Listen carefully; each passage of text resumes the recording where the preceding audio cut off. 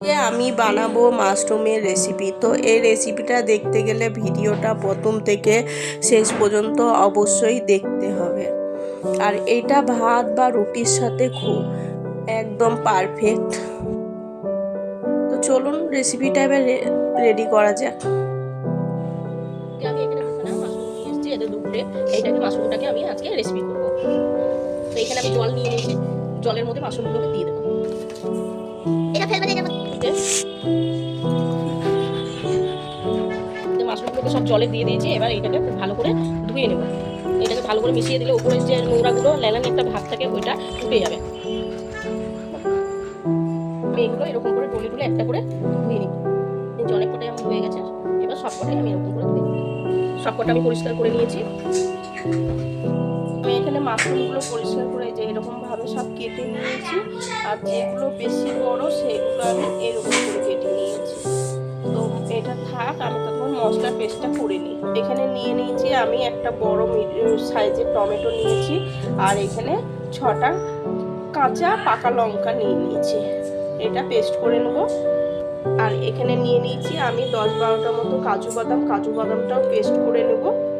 আর এখানে আমি আদা রসুনটাও পেস্ট করে নেব। তো মশলাগুলো আমি করে নিই, ততক্ষণ এটা ম্যারিনেট করে নেবো। এখানে আমি গলানো বাটারটা দিয়ে দেবো লঙ্কার গুঁড়ো, হলুদ, লবণ। এটাকে এবার ভালো করে মিশিয়ে নেব। এটাকে খুব সুন্দর করে আমি মিশিয়ে নিয়েছি। এবার এটা থাক, আমি ওদিকে পেঁয়াজটা ভেজে নিই। কড়াই গরম হয়ে গেছে, দিয়ে দেবো সরষের তেল। তেলটা গরম হয়ে গেছে, দুটো গোটা জিরা। আর এখানে আমি পেঁয়াজটা কুচিয়ে রেখেছি, এর উপরে পেঁয়াজটা কুচিয়ে দিয়ে দেবো। এটা নাড়তে হবে,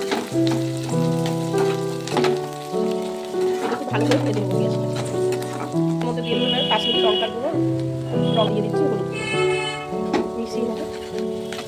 লঙ্কা টমেটো পেস্টটা দিয়ে দেবো।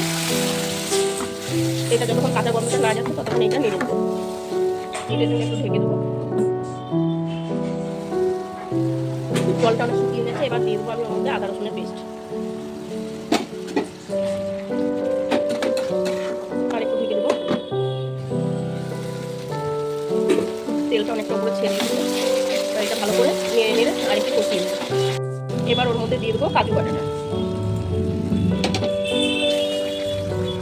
কাজু বাটাটা দিয়ে এটা নাড়তে হবে, নাহলে তলায় লেগে যাওয়ার ভয়, তলায় লেগে যাবে, ওই জন্য এটা নাড়তে হবে। মশলাটা আমার খুব ভালো করে কষানো হয়ে গেছে, এবার জল দিয়ে দেবো।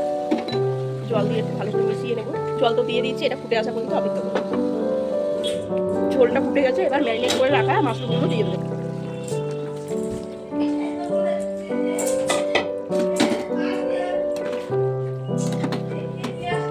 এটা অনেকটাই নরম হয়ে এসছে, এটা এবার আরেকটু ঢেকে দেবো।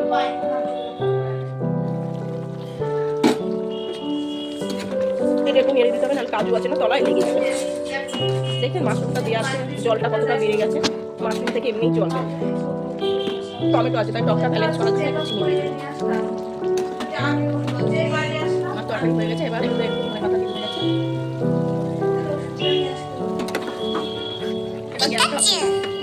আর এই ভিডিওটা যদি ভালো লাগে অবশ্যই একটা লাইক করবে। ফেসবুক থেকে দেখলে পেজটা ফলো করে দেবে, ইউটিউব থেকে দেখলে চ্যানেলটা সাবস্ক্রাইব করে দেবে।